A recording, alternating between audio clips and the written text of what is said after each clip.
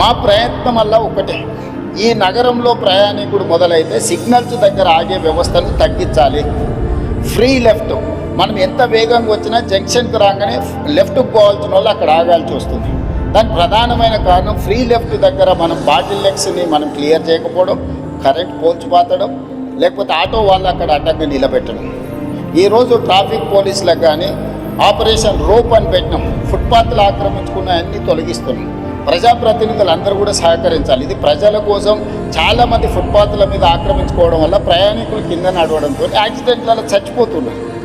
అది ప్రయాణికుడు తప్పు కాదు. ఫుట్పాత్లు ఆక్రమించుకోవడం వల్ల ఫుట్పాత్ల మీద నడవడానికి ఎవరికి అవకాశం లేకపోవడం వల్ల వాళ్ళు రోడ్డు మీద నడుస్తారు. రోడ్డు మీద నడిస్తే వేగంగా వస్తున్న వాహనాలు గుద్దడంతో ఈరోజు ప్రాణాలు పోతున్నాయి.